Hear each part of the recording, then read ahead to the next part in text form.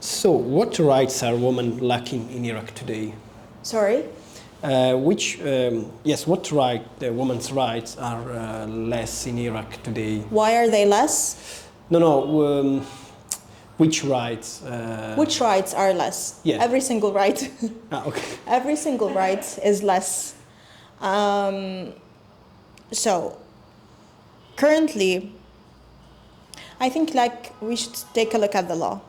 Unfortunately, the Iraqi law has something that we always complain about, which is loose terms.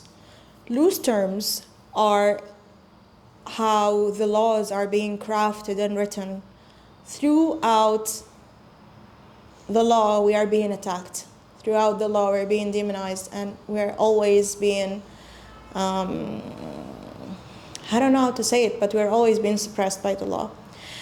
Unfortunately, earlier this year, a new law got amended, or let's say got passed, which is the personal status law. Before, the personal status law was, I'm not going to say on our side. It wasn't on our side, but we had definitely more rights.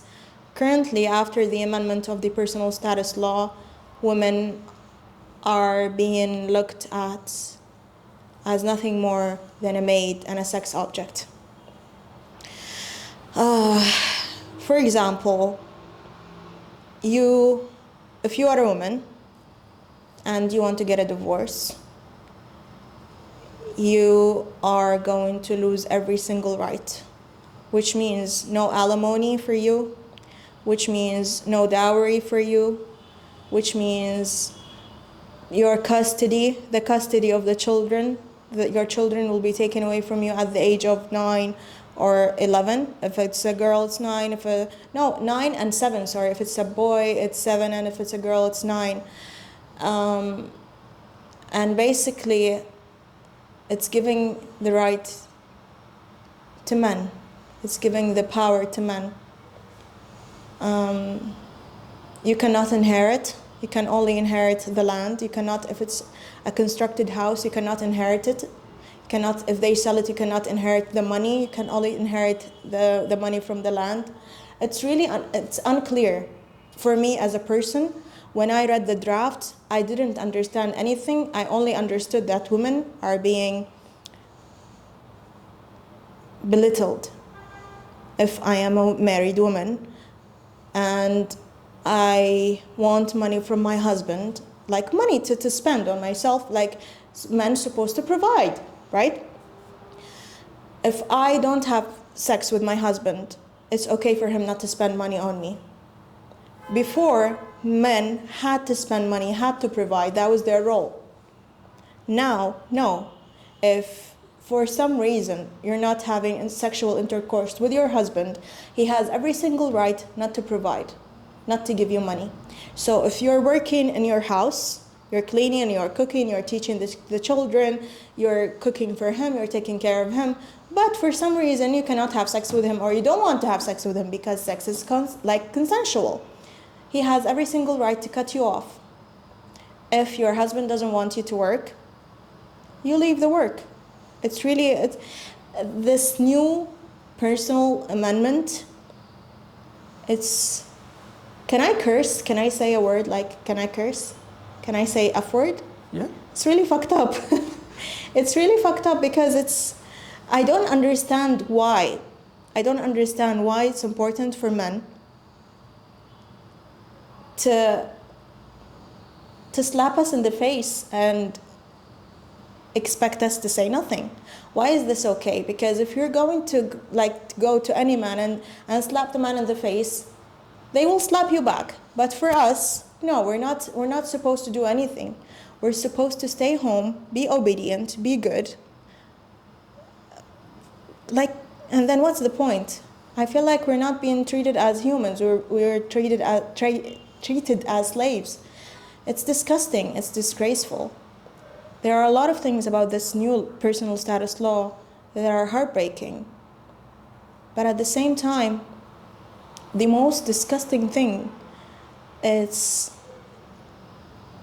only for a part of women, only for Shiite women. or only for those women who are married to a Shiite man. So Sunnis women are safe, are protected. But this is racism, isn't it? My government that is supposed to protect me, that is supposed to take care of me, that is supposed to provide the best life for me, is racist. Shiite women have given so much sacrifices. Shiite women are the most caring women. They have dedicated their lives for their houses, for their children. Shiite women don't deserve this. But it was what is even more heartbreaking, many of women who are Shiite have been brainwashed. They have been told that this new personal amendment law is the law of God. So you have to accept it. So you don't need to inherit because men will provide for you. If your husband wants to marry another woman, he should marry another woman. You don't need to approve as long as he's providing for you. That doesn't make sense. That doesn't make sense. If my husband wants to marry another woman, I should be able to approve or not because I will be sharing my husband with another woman, right? If I don't want to share him, I should be able to ask for a divorce. But now, women are afraid to ask for divorce because men will come after them and take their children away from them. And what is even more heartbreaking is the fact, this is one of the things I don't want to be known, because I know 100%, I really know, because this law got passed, because men, older men, just want to marry minors. That's it. This is the reason behind this new law and changing everything. They want to marry minors. They want to marry women who are underage, have sex with them, and then let them go. So it's kind of like legalized pedophilia. This is the whole... I read once that the world is moved by sex and money. And when I say the world, I mean men, who are usually ruling the world, which is true, because they fucked our lives because they want to have sex with minors, which is, as a mom of a girl, it's unfathomable, but it's the reality. I think